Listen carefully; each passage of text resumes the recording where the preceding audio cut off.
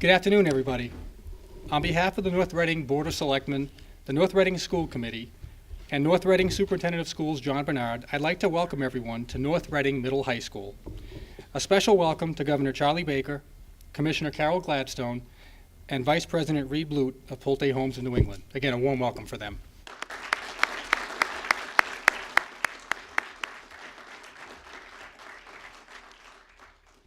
We're here today for an important announcement regarding water infrastructure. As many of you know, North Reading has been evaluating long-term potable water solutions for the past 5 years. This effort is aimed at ending uncertainty in our water supply, which has seen major changes from one generation to the next. Whether it's the addition of new wells, the contamination of existing wells, or the need to purchase water from out of town, for 60 years we've had to adapt our water supply to meet the needs of the community. Our current water system relies on wells in the Ipswich River watershed, which draw an average of 1 million gallons of water per day. That amount is supplemented by water purchased from the town of Andover, presently in the amount of just over 1.5 million gallons average per day. Our goal in this evaluation of long-term solutions is to identify a solution that will provide the town the certainty of a reliable, quality water supply for generations to come. We are fortunate that we have two options: purchasing additional water from Andover or pursuing an interconnection with the MWRA through the town of Reading. Our water system was already taxed when the opportunity to partner with the state to redevelop the former J.T. Berry property came our way. Without a permanent water solution, the town could have been in a position of potentially having to downsize or decline the pending and future redevelopment at the J.T. Berry property. While we haven't made a final determination regarding what our permanent solution will be as of yet, one thing is clear: there is a significant water infrastructure construction project on the horizon. That's a lot of words jumbled up together, right?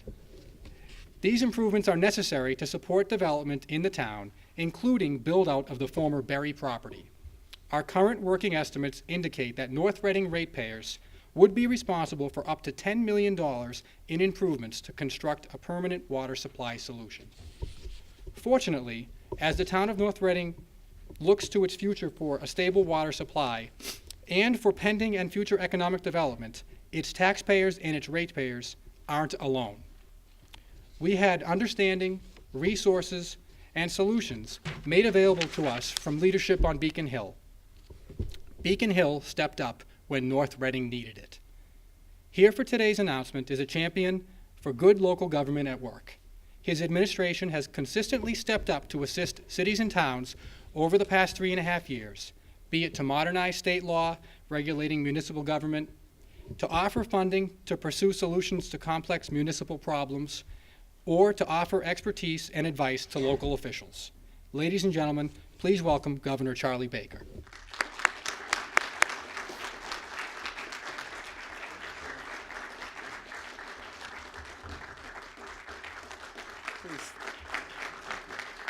Thanks. I really appreciate that, and I can't wait to tell my friend and colleague Brad Jones that he wasn't here to hear any of it, and therefore he gets no credit for any of the work that he might have done on this. I'm really thrilled to be here today for a couple of reasons. The first is, I was saying on my way in, I actually was the Secretary of Health and Human Services when the J.T. Berry facility was open. And I remember coming up and visiting it back in the 1990s. And I remember when the state made the decision to phase it down along with a number of the other facilities. And one of the real challenges the state's faced over the course of the past 20 years or so is how to come up with creative solutions for how to repurpose those facilities. And in some cases, there's an opportunity that sort of just everybody figures out works and they pursue it right away. But more often than not, they're big pieces of property. In many cases, they had all the infrastructure on them. And coming up with a solution that would work for the community and work for the Commonwealth was a difficult and challenging task. And I think one of the things that's particularly important about today's announcement is in some respects, it's a winner for virtually all of the stakeholders who are involved in this process. the town and the Commonwealth get what I would describe as a good deal on the property. We are then able to turn around and reinvest a piece of that good deal through the MassWorks program into some of the utility infrastructure that helps the town deal with its water issues. The town gets funding that it can take and turn around and incorporate in a way that makes sense for the town to deal with some of your infrastructure issues. And it's a great example of an initiative that we started shortly after we took office called Open for Business, which was, the state is one of the largest landowners in Massachusetts. And a lot of the property we own is not really doing very much. And I used to joke with the folks that I work with, and I would say, you know, I know we call these properties assets, but most of the time when people think about an asset, it's like doing something. And just because it belongs to you and just because it's property doesn't make it an asset necessarily. I mean, a lot of the assets that we have, no one else would ever look at and call, quote unquote, an asset. They would just call it a piece of land with a couple of burned out cars and a lot of tall grass and a few beer cans on it.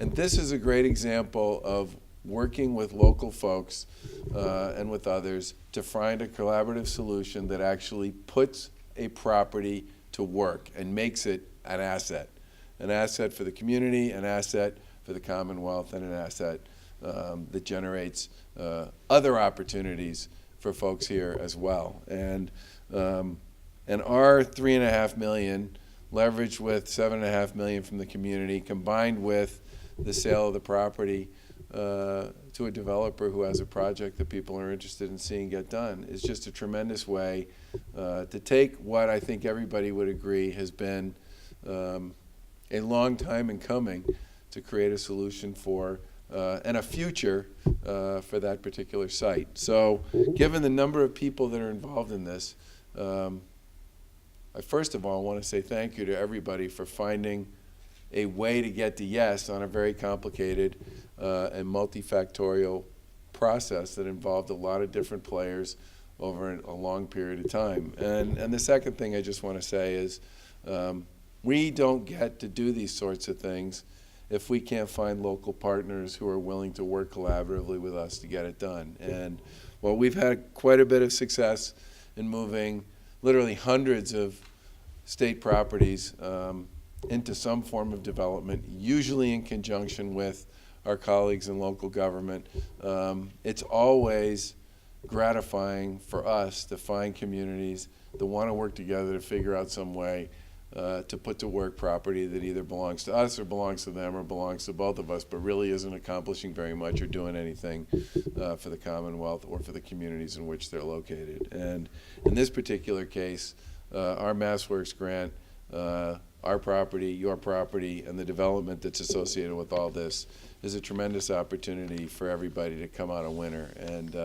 I'm very pleased to be able to be here today and celebrate sort of the culmination of a ton of work by a lot of people over a long period of time. Congratulations.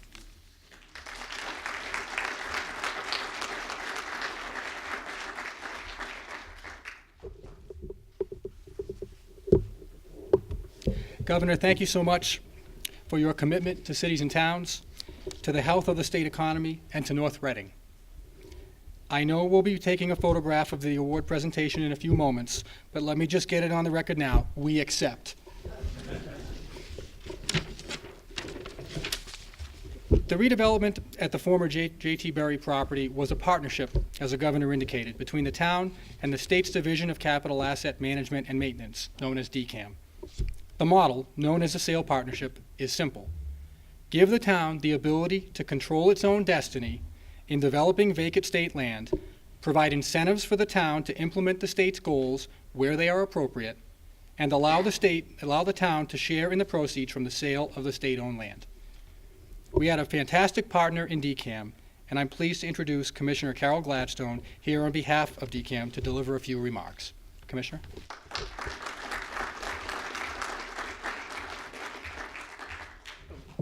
Michael, thank you very, very much. It's a real pleasure for me to be here today. So thank you all for inviting us, and it's especially exciting and rewarding for me for a very specific reason. I'll tell you why. As the governor said about 25 years ago, he was Secretary of Human Services when we were closing all these starting to close all these state institutions. There's about 10 million square feet over time that we consolidated. I was the lowly Director of Real Estate for DCPO at that point, and with the problem of what do we do with all these assets. And it's incredibly exciting to see 25 years later what we've accomplished together and what we've learned. You know, as Michael said, we started early on in some of these disposition processes where the state was managing it, and there was more conflict than I think there needed to be with the community. And with the sales partnership, I think we really have found a better way, and we could not have found a better partner than we have here in North Reading. You guys have been fantastic, so I want to give you a round of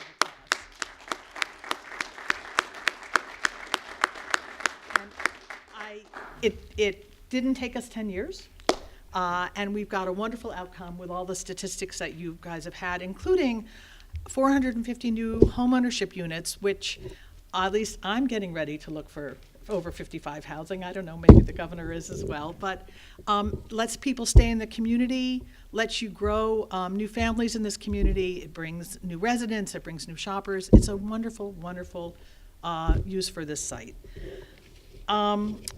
as well as the money, which is fantastic. So I also want to just bring you all a thank you from somebody that you all know who was our project manager on this project for a number of years, Mary Beth Clancy, who I think people know.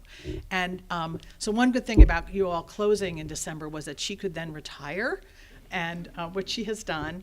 But she sent us an email, Matt and I, an email today to send out a particular shout out to some of the partners she's worked with here. With Representative Brad Jones, who's not here, and Senator Bruce Tarr both, but also Mike Prisco, the Board of Selectmen, Michael Giliberto, who the town administrator, and Danielle McKnight, the town planner, as well as all the wonderful members of the Board of Selectmen here. You guys have been awesome. So we thank you, congratulate you, and we can't wait to see the water flowing into this site. Thank you.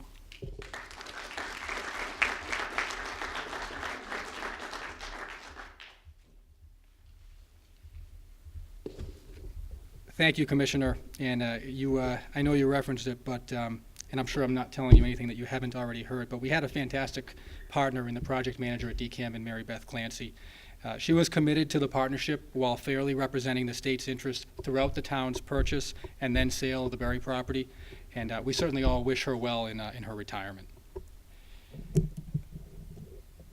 The partnership that we've touched upon and the solutions that have been delivered didn't find their way to North Reading on their own. Excuse me. I lost my spot there for a second, but I found it. So unfortunately, Senator Tarr and Representative Jones are both tied up in the State House this afternoon, so they will not be able to join us in person while they are here in spirit. I'll also cut the link to the program. I say that as somebody who loves them both. Well said, Governor. The comments I'll offer, though, is that the partnership we've touched upon and the solutions that have been delivered did not find their way to North Reading on their own. The town was fortunate to have legislative representation, not only holding leadership responsibilities in the House and the Senate, but who are dedicated to advocating on behalf of North Reading day in and day out. Be it the legislative process, finding common ground when there were differences of opinion between the town and the state, or pushing to ensure North Reading's needs were addressed.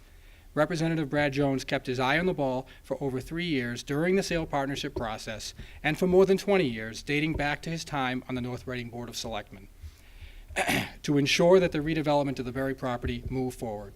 He also pushed for almost 2 years to ensure appropriate resources were in place to support that redevelopment. Senator Tarr also, and I'm sure Selectman Prisco will speak to it during his comments, was instrumental in getting us linked up with the sale partnership program in the summer of 2014, which is ultimately what delivered this transaction. I know neither of them could be here. Again, they are here in spirit, but I'd like to just take a moment and offer a round of applause for them.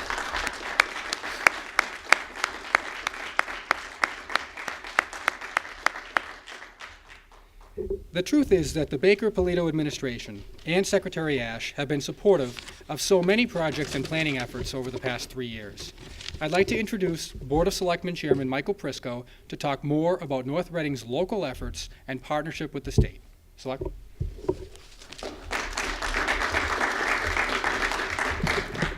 Thank you. Welcome, everyone. Thank you for being here. You know, I really thought that Mary Beth had retired because of us. What we dragged her through for 2 years was amazing. But, you know, I'll say this now, the process that we went through and to be able to acquire the property, it took us about a year to work to get the property acquired. But after that, in 2-year period, less than 2-year period, with 4 days remaining actually in a 2-year period, we were able to go from acquiring the property from you and actually selling it to Pulte Homes, which you're going to get to see the results of that. But it couldn't have been done without Mary Beth and your staff, so thank you for that. And the main reason why I wanted to get up and say a few words tonight was because I didn't want to just talk about this DCAM project. I wanted to talk about what we embraced here in North Reading, our administration, our leadership, is partnership, and you touched upon it a little bit. We've truly embraced it. And you know, one of the things that you're sitting in a building right now that we were able to build a partnership with the state to build a school that we so needed for many years. And it's a partnership we built with MSBA. And so we've embraced it, and we learned so much when we went through that process. That's how we were able to connect with this DCAM piece and what we've learned through these partnerships with MSBA. And what we've learned with the Community Compact is another perfect example. You know, early on in your administration, when you put that forward, I think we were one of the first 30 towns to embrace it. But you know what? For the first time in this community, you know, we struggled with transportation for our seniors. We have no offer to get our seniors to and from their doctor's appointment or our disabled vets. Through this Community Compact, with that little bit of funding that we were able to get, we found a solution. And today, we have a ring and ride program. We take them from their homes to their appointments and back. And it's just one example of that partnership that we've embraced there. Same thing with the MEPC and DHCD. You know, we're talking about this water infrastructure. Well, what we've been doing in advance of that is we've been trying to prepare what do we do? Once we have this water infrastructure, what do we do with it? How do we take our town forward so we have future revenues, so we can try to stabilize our tax base? Well, we've been able to do that with the support of the state, by the assistance and the funding that they've given us from MEPC and DHCD with our mass downtown initiative. We have a future now. Once we get this infrastructure in place, we can now move forward as a town. So we're so thankful for those partnerships as well. So many communities you hear talk about, we need sidewalks. We want to be able to move our people around town. We've never been able to do that. For the first time, again, in a partnership with the state, Mass DOT, we're going to start building sidewalks on Haverhill Street, and starting, I believe, in June or July this coming year. And again, I just put these up as examples to show you, Governor, that we've learned that we are a true partner with the state. So many people say, oh, the state doesn't give us enough money. There's a lot of money out there. You've given us a lot of opportunities, and we've embraced it as a community, and we thank you for that. And the DCAM is just, it's wonderful, and the MassWorks is the cherry on top. So thank you for all these opportunities. We value it, and you're going to see our town continue to grow and hopefully help you meet some of your goals and your objectives that you have set forward for the state. So thank you.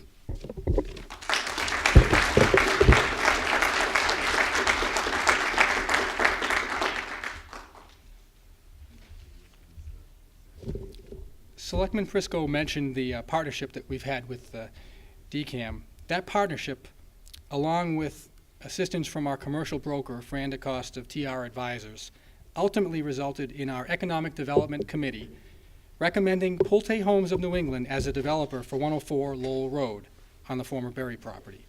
Pulte represents a well-known quality housing developer, and they have brought their experience and professionalism to the table over the past 18 months. James McCabe is their principal, and Vice President Reed Blute has represented Pulte in the planning and coordinating efforts. We've had a tremendous working relationship, and there's no greater indication, this is my little joke, okay, everybody ready? There's no greater indication of that progress than what you see when you drive by 104 Lowell Road. I'm sure that Salisbury, Newburyport, Gloucester, and countless other cities and towns along the coast would love to have access to all that sand. You guys are kind, thank you. It's evaluation time. We'll make sure we know. Yeah. You didn't hire me for my sense of humor. Reed Blute has joined us here this afternoon to talk more about Pulte's Martin's Landing project. Reed?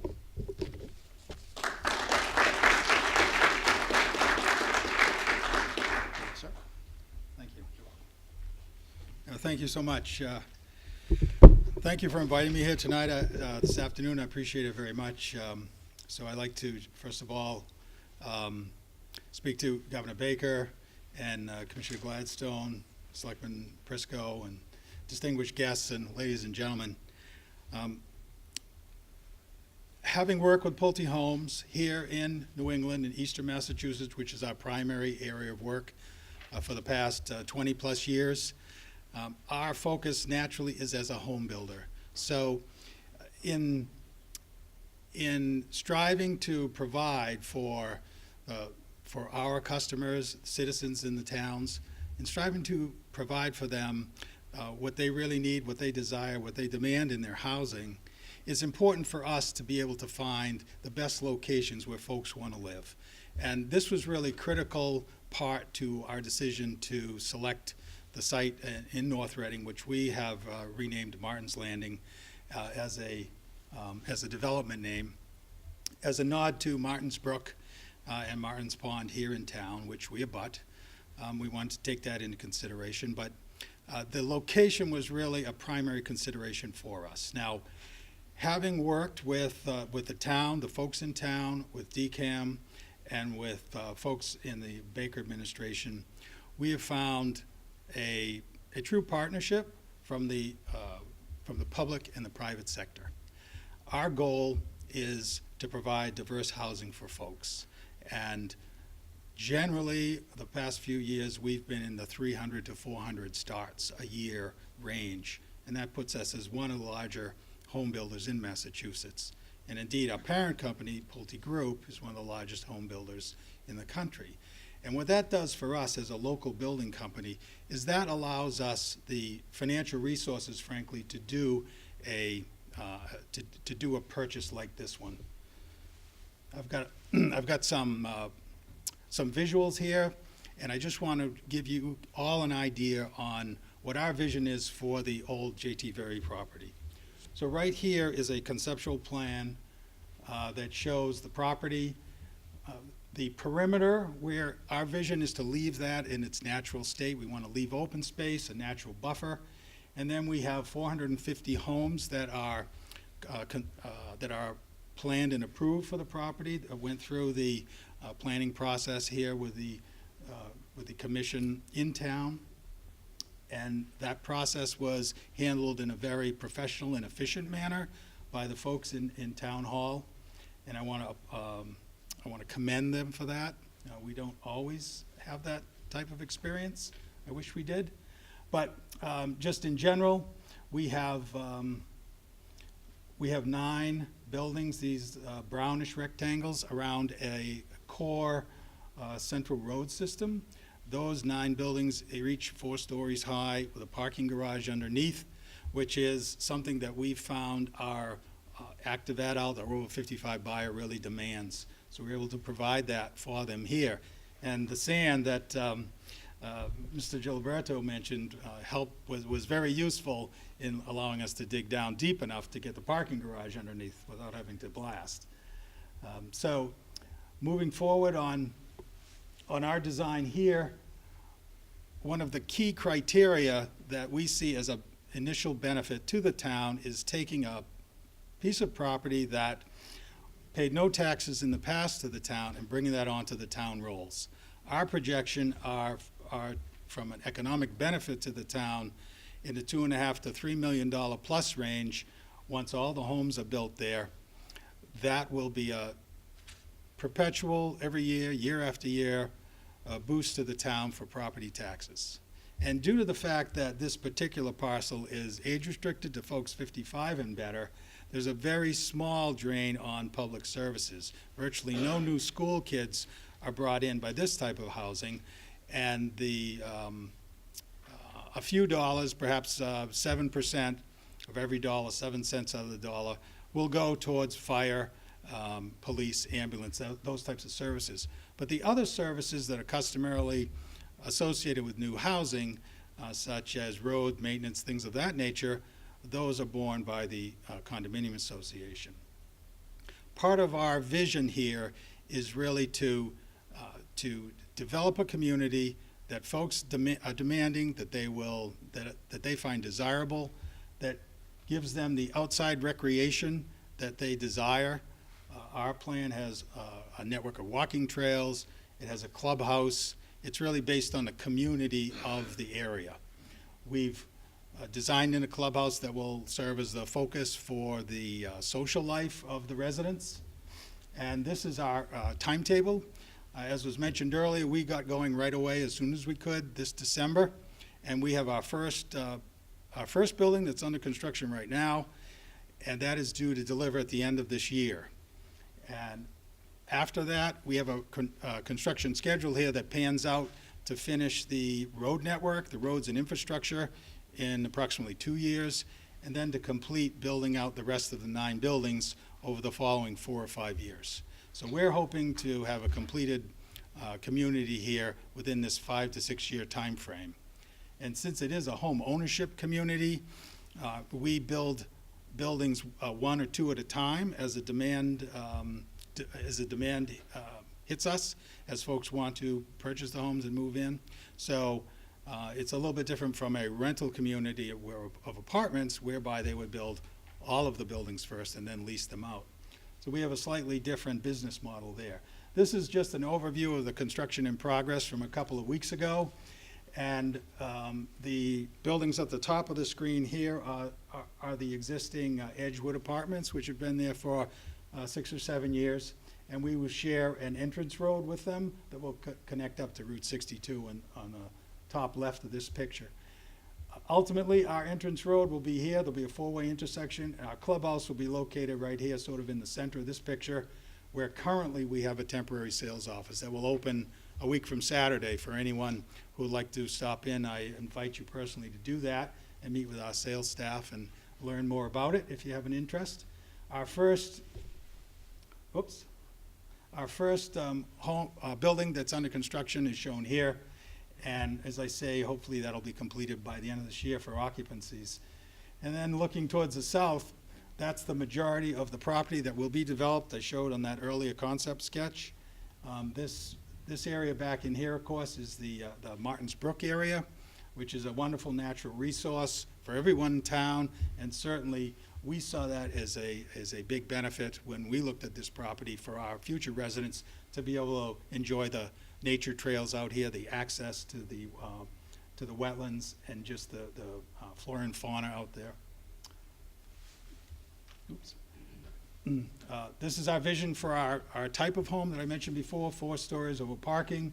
We have essentially 1 and 2 bedroom homes that we've planned, and they range from approximately 1,000 square feet for the 1 bedroom up to 1,500 square feet for the 2 bedroom homes. We do allow folks to make choices inside, different options, countertop kitchens, and the parking garage in the basement, safe and secure, so no one has to deal with scraping snow and shovels and ice. So we find that's very desirable, again, for our folks in a New England climate. That pretty much yeah, the garages will go fast. But I want to, again, thank you all very much and invite you to visit our property as we get started. And we also have a sister property in Andover, and you're invited to come by there too. They're a little bit ahead of us, so their models are open now and staffed now. But again, I want to thank you all very much, and I appreciate the cooperation.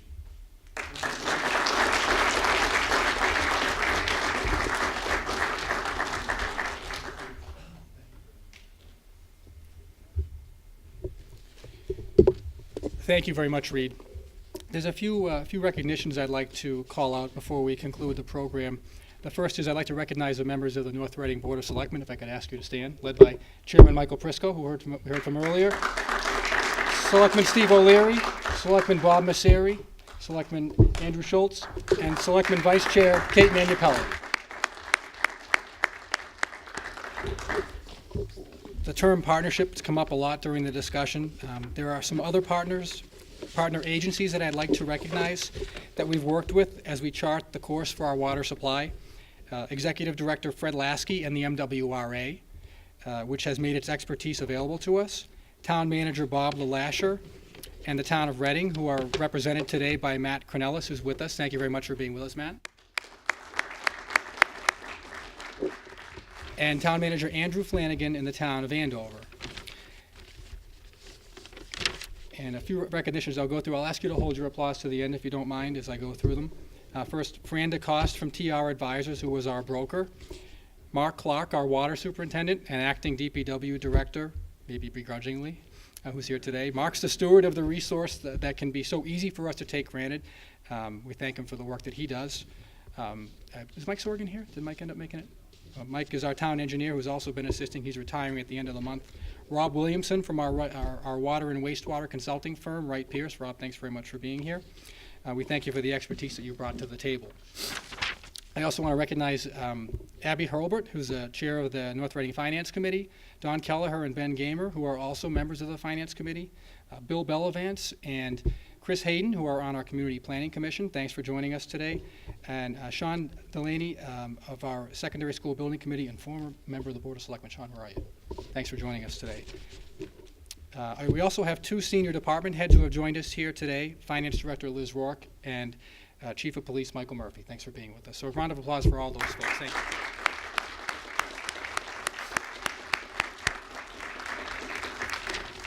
Finally, I want to recognize Danielle McKnight. Danielle, could you stand up, please?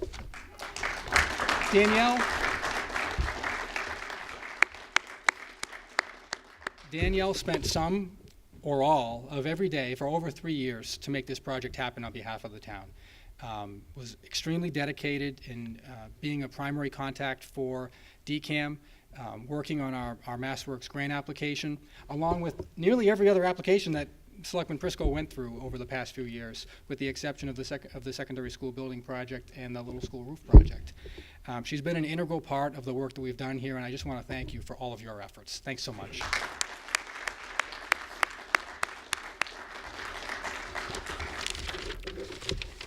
Finally, I'd like to extend my gratitude to Superintendent of Schools John Bernard for making this beautiful venue available to us. Superintendent Bernard unfortunately had another commitment this afternoon, but he does send his greetings. Governor, again, thank you for this award and for joining us today.